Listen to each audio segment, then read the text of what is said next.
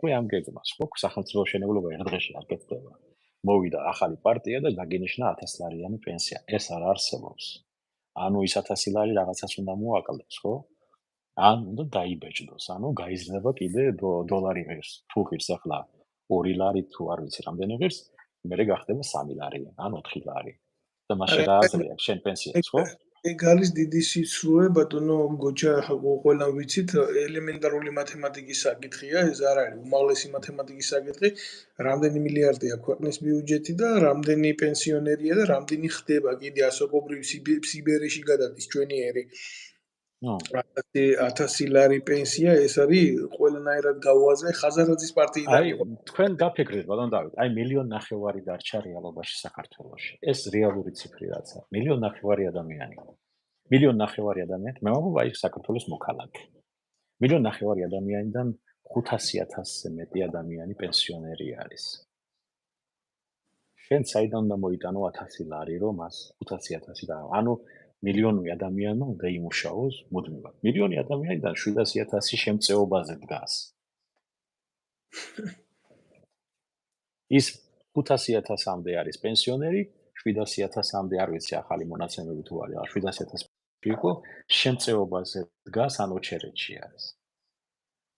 და გამოდის რომ 300,000 ადამიანმა უნდა შეინახოს 1,200,000 ადამიანი. ანუ და პლუს ემიგრაციას და ემიგრაციის ნაკადები კიდე არ არის სტაბილური. შესაბამისად ყველაფერი არის ტყუილი. ანუ არც ერთ პარტიას ბატონო დავით ეკონომიკური გეგმა არ გააჩნია. არც ერთ პარტიას ხედვაც არ გააჩნია როგორ უნდა განვითარდეს ქვეყანა. ჩვენი ტრაგედია ის არის რომ ჩვენ უკვე არჩევანიც აღარა გვაქვს. აი ბიძინა დავიანიშვილის დანაშაული რა შეაქვს. მან არჩევანი აღარ დაგვიტოვა. არის ერთ მხარეზე ნაგავი, მეორე მხარეზე ნაკლებად ნაგავი, მაგრამ ნაგავი. და იქიდან რომ დაიწყო ქექვა და ამოარჩიო რაღაცეები და დააწყო, მაგის დროს აღარ არის. ბატონო გოჩა, ეს მიზანმიმართულად შექმნილი პოლიგონია და დანაღმული წინაღობაა, სადაც ქართველებს არ უნდა კონდეს არჩევანი. თქვენ ძალიან კარგად მოგეხსენებათ, რომ თუ თქვენ დაიწყებთ ახლა მაგალითად შექმნათ პარტია, მე ზოგადად ვამბობ გლობალურად ისე ფიგურალურად, აუცილებლად თქვენ შეგიშლიან ხელს და არ შეგიშვებდნენ იმ სივრცეში ერთი პატარა მოტივის გამო, რომ თქვენ შეიძლება წაიღოთ მინიმალური რესურსი, რაც ამ სოციოლოგიაში, უბრალოდ ქართული ოცნების სოციოლოგიაში ეს არ არსებობს, ამ პრობლემებს ქმნიდა. ამიტომ არის ქვეყანაში პოლიტიკური დევნები, ამიტომ არის ქვეყანაში პოლიტიკური დაჭერები, ამიტომ არის ქვეყანაში სიტყვის თავისუფლების, რეალური თავისუფლების არ დაშვება, ამიტომ არის ყველა ტელევიზია პოლიტიკური ტრიბუნად გადაქცეული. ეს ყველაფერი არის პრობლემა დემოკრატიული მექანიზმებისთვის. თუ სიტყვის თავისუფლება, გამოხატვის თავისუფლება არ აქვს, გამოთქმის თავისუფლება არ აქვს, არ იქმნება ის გარემო, რომელიც შემდეგ ასე მოძრაობაში მოხავს. აი, გეტყვით ბატონო დავით, ბოლო 30 წლის განმავლობაში თქვენი აზრით საქართველოსდან რამდენი ფულია გატანილი თუ იცით? ვერ გეტყვით, ახლა თქვენ დავით განსწავლული ამ მიმართულებით არა ვარ. 35 მილიარდ დოლარზე მეტია გატანილი საქართველოსდან. ბანკების მეშვეობით სისტემა და პლუს ამას ემატება კიდე ეს კაზინოების სისტემა, რომელიც ფულის რესურსით არის დაკავებული. აი ეს აქედან არის გატანილი ფული საქართველოს. ანუ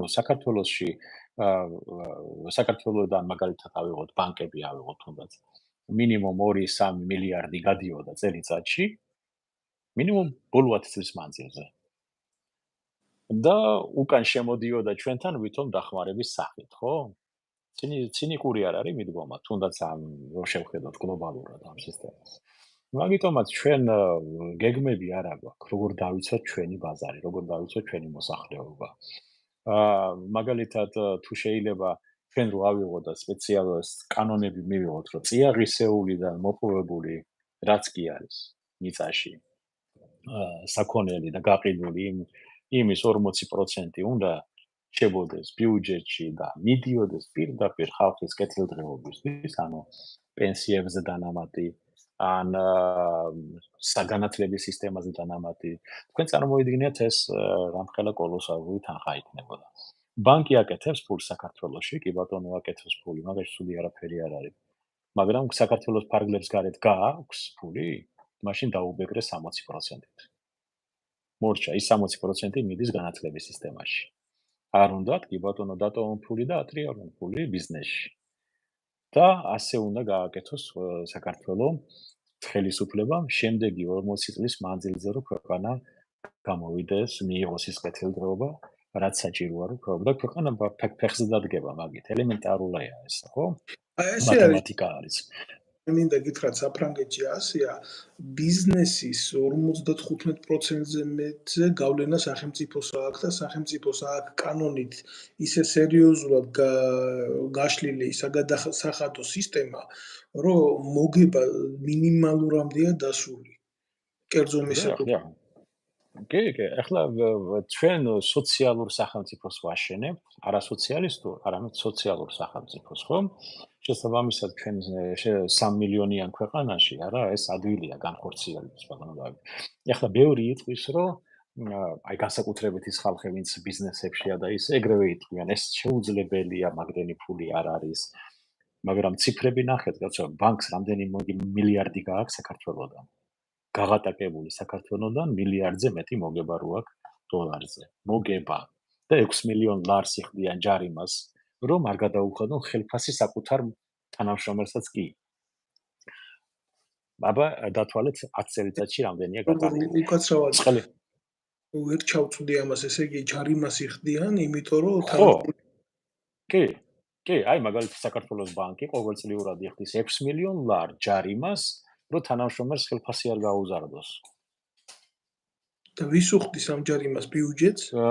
ეროვნულ ბანკს, ხო, ბიუჯეტის სასარგებლოდ, ხო. ეროვნული ბანკის მიერ არის დაწესებული ეს.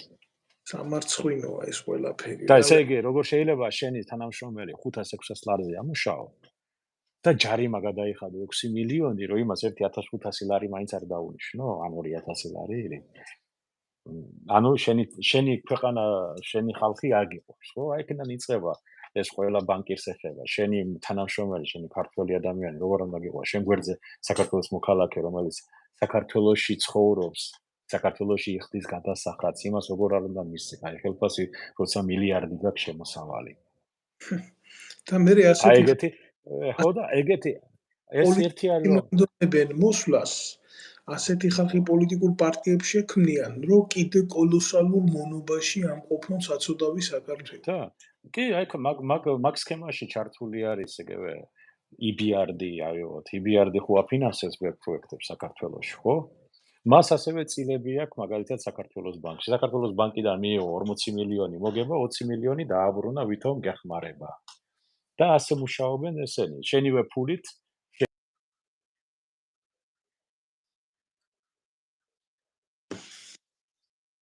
ბიზნესის ესეთი გადახრები არის, მაგრამ ჩვენ იმიტომ გვიკეთებენ ამას, რომ ჩვენი სახელმწიფო თავის სიმაღლეზე არ დგა. და მათემატიკა არიციან ელემენტარულად, როცა ჩვენიერი მათემატიკური სკოლა გვაქვს, ხო? და მაგრამ ამაზე ეგაც არ არის თავი, ბატონო, ეგაც არ არის თავი. კომაროვის სკოლა დახვდას მიმართულებით. ხო, სახელმწიფო დიახ. ვერ დავიჯერებ მაგას, რომ საქართველოში თუნდაც აი სახელმწიფო ეშელონებში არ აყავთ მინიმუმ ისეთი ბუღალტერი, რომელმაც ეს ცოდვები არ იცოდეს. ეს ყველაფერი კარგად, იმიტომ რომ არა, მე მრჩება ესეთი ილუზია, რომ ილუზია დავარქვათ ამას, რომ ესე ამათმა ძალიან კარგად იციან და ხელთ ჩაკიდებული აგრძელებენ ესეთ სიმახინჯეს რა. ეს ცოდვა არის. ეს დანაშაულია. რა თქმა უნდა. აი ახლა მე მესმის ბატონო დავით, თქვენ არ იცოდეთ ეს. მე შეიძლება მე არ ვიცოდი, მე სამხედრო ყოფილი სამხედრო ვარ, ხო? რიგითმა ადამიანმა არ იცოდეს კიდე სხვა, რომელიც არ არის მაგაში ჩახედული და არც უნდა რატომ უნდა იცოდეს ყველაფერი, ხო? მაგრამ ბატონი ბიზინა, რომელიც ბანკს ფლობს, ეს ხო იცის. და იმის მაგივრად, რომ ეს ყველაფერი შემოეტრიალებინა საქართველოსთვის, გააგრძელა იგივე. არავითარი განსხვავება არ არის ბატონ ბიზინას პარტიას შორის და ოპოზიციურ პარტიებს შორის. არც ერთი არ საუბრობს იმაზე, რომ აი შენ მოქალაქეს რა შეიძლება შენთვის პირადად მე თუ მოვედი ხელისუფლებაში ეკონომიკური თვალსაზრისით. ერთადერთი რისიც გაშინებენ მაგალითად ოპოზიციური პარტიები, ჩვენ თუ არ მოვალ აი ევროპაში უვიზოდ ვეღარ წახვალ სამუშაოდ. აი რეალობად ეგ არის პირდაპირ ამ სიტყვის გაგებით რა. ვიზები აღარ იქნება, ანუ სამუშაოდ ვერ წახვალ იქ. ოჯახი არ ჭინო. სამარცხვინო რა. აი ირიბად ეგ არის, ირიბი მინიშნება, ჩვენ თუ არ ვიქნებით, შენ იქ ვერ წახვალ, ვერ იმუშავებ და ფული არ გექნება ოჯახის შესანახად. აი ეს არის. და სხვანაირად რო ვკითხო, ეკონომიკური განვითარების გეგმა ელემენტარულად რა უნდა შეიცვალოს. აი წყალი იყიდება მაგალითად, ხო, დიდი რაოდენობით საქართველოსთან, მარგანეცი იყიდება დიდი რაოდენობით საქართველოსთან. პირდაპირ ამ თუ რა ვიცი, რაღა არ იყიდება. ხო? აი რა მე მგონი რესურსები, ნატურალური რესურსები. საზღვაო პროდუქცია მთლიანად გაყიდული არის, ხო? სამარცხვინო რაღაც დაბალ ფასში. სამარცხვინო დაბალ ფასში. არავინ არაფერს არ ფიქრობს, ბატონო დავით, არავინ არაფერს ცვლილებებზე არ ფიქრობს. უნდა კანონი დაწესდეს, რომ კი ბატონო, შენ შეგიძლია მოიპოვო წიაღისეული, ხო? რაღაცა ოქრო, სპილენძია, ოქროა, უზარმაზარი საბადოებია საქართველოში, ბატონო დავით. უზარმაზარი. მე ვიცი პირადად რამდენიმე ისა რა ქვია კომპანია რომელიც ფლობს ამას და უბრალოდ ხლა არ აქვს საშუალება განავითარო, მაგრამ ფლობენ და სადაც ოქროა იქ სპილენძია, სადაც სპილენძია იქ ოქროა, ეს ორჯერ 4-4-ია, ხო? კიდე მრავალი სხვა რაღაცა და ესენი. აი ეს თვითონ რომ მოიპოვო, მაშინ 40% გადაუხადეს სახელმწიფო ბიუჯეტს. აი მაღაზია ანუ რომელიც წავა განათლების სისტემაში და პენსიონერებისთვის, ასე ვთქვათ, ხო? ასევე შექმნილი სადაზღვევო სისტემა. აი მაგალითად ემიგრაციაში კი მოვჭით, მაგრამ ემიგრაციისთვის რასაკეთებს სახელმწიფო? ერთადერთი რაც შეუძლია გააკეთოს, ეს არის აიღოს და თქვა ჩადოს ისა რა ქვია, ფული იმაში რა ქვია, რა ჯანდაბა არის.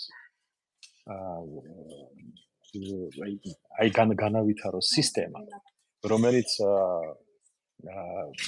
რაღაცა შეცვლის ემიგრანტებისთვის. მაგალითად, აგზავნი ფულ შეგიძლია გადარიცხო 10% იმისთვის, რომ შენ რაღაცა სადაზღვევო სისტემაში რომ დაბრუნდები საქართველოში პენსია გქონდეს დაგროვილი მაინც. და ეგ არ არის.